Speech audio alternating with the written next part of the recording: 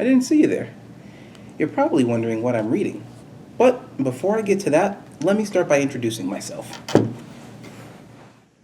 Hi, my name is Marcel D. Murray. I'm a graduate from Emerson College with a bachelor's degree in filmmaking and visual media art studies. I was fortunate enough to meet Gerard Cole, an entertainment manager who introduced me to a project he was working on. I later found out that the project was with his sister, Mary Cole Watson, who was working on this book titled Wisdom Warriors.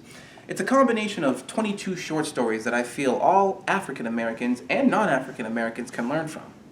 Included in the final pages of Wisdom Warriors is the 28 lessons, living the mission for African American youth. Now, I was so touched by these powerful lessons that, well, I thought it best to create a short film with a handful of individuals reciting said lessons. After reading the 28 lessons, Living the Mission for African American Youth by Mary Cole Watson, I feel that it is very important for grandparents, parents, teachers, and community leaders to share these lessons. As an African American, it is critical to utilize these 28 lessons to enhance your knowledge, rediscover a sense of pride, and to know your legacy. To officially start this journey of the 28 lessons, I have with me today Lisa Wilson. Hello, Lisa. Hello. Can you tell me and all those out there in TV land a little bit about yourself and maybe what school you're attending? My name's Lisa. I'm 20. I live here in Boston, and I go to Curry College. Very nice. Now, in regards to Wisdom Warriors, what did you think about the book? I liked it a lot.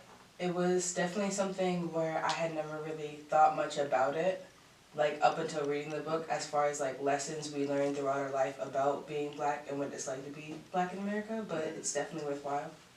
I see. And in regards to it when you were younger, if you had this book at an earlier opportunity in your life, how do you feel that would have impacted your life then? And do you think you can apply some of these lessons from the book to now? I definitely would appreciate it having a lot of those lessons at a younger age. I feel like it would have positively impacted my self-esteem. You know, growing up, there weren't much people that looked like me on TV and in magazines and in shows. So it was like more of like an internal self-loathing because I didn't look the part as far as life goes. So it would have been nice to have, you know, black things to look forward to, things to not idolize, but Something to look up to, more or less? something to look up to. I see, very good. Now, could you tell me some of your initial thoughts after reading the final pages from the 28 lessons, Living the Mission for African American Youth? My first thoughts were of my younger siblings, so my brothers particularly. I feel like in America we have media-wise expectations for young black men that lead them down a path of like violence and, you know, just negativity. So to be able to take things like that and feed it to them basically at a young age so they can grow up to become something more than what's expected of them would be amazing, actually. I see, and you actually touched on the next question we were getting into regarding your siblings. So who would you recommend this book to and why? My siblings, my cousins, really any sort of black youth, and like my black elders as well, because I mean, again, as the point of the book, our elders are wise and they teach us lessons that sometimes we don't get when we're young. So giving them sort of like an outlet or a basing point of their lessons would just be so cool. Very good. Well, Lisa, thank you for your contributions to this film. And with that said, she now has the honor and the opportunity to read the first quote to start off the 28 lessons, Living the Mission for African American Youth. The 28 Lessons, Living the Mission for African American Youth by Mary Cole Watson. We will celebrate African American beauty. African American beauty comes in a variety of shades, facial features, and textures. In honor of our ancestors, who died so that we may be free, we will refrain from using the N-word, which was used most often to degrade all African Americans. We will educate ourselves, because education allows for so many career choices, as well as financial stability. We will attend vigilantly to our health, because African Americans lead the nation in almost every chronic and terminal illness. We are our brother's keepers. We will celebrate our successes and help those less fortunate than us. We read more to learn the truth about ourselves and Americans through learning the truth, and we refuse to accept others' false information about our people. We will discipline ourselves to make positive choices regarding video games and TV viewing because negative media choices adversely affect our thoughts and actions.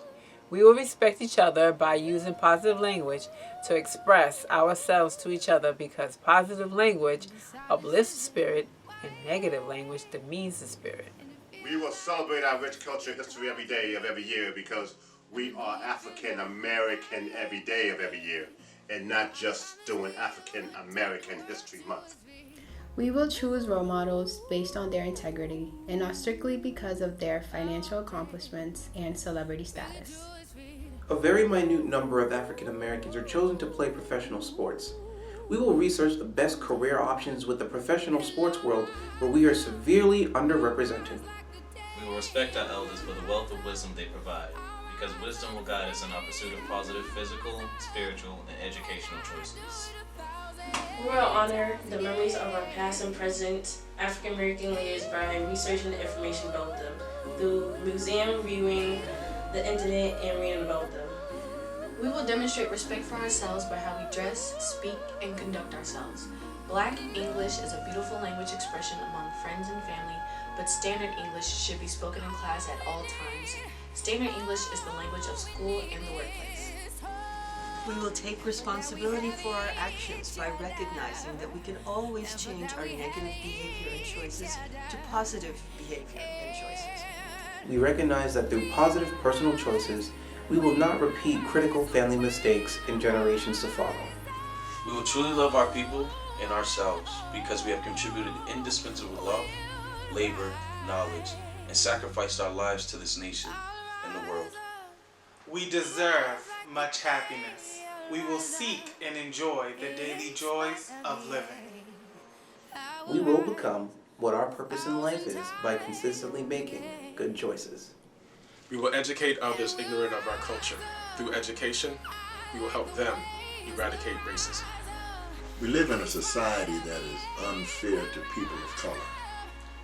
In order to secure desired employment opportunities, we must compete at the highest level of skill. Against grave odds, our ancestors survived to secure the vast civil rights we enjoy today. The battle continues, and now it's your turn to continue to struggle for civil rights and to treasure those rights we've attained. We must surround ourselves with greatness. If we do not have a father in the home, we will seek out positive adult father role models in our community so that we may learn to be young men.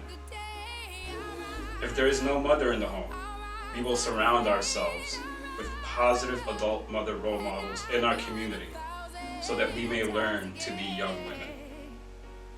We are great innovators. We represent the greatest musicians, dancers, singers, intellectuals, composers, etc.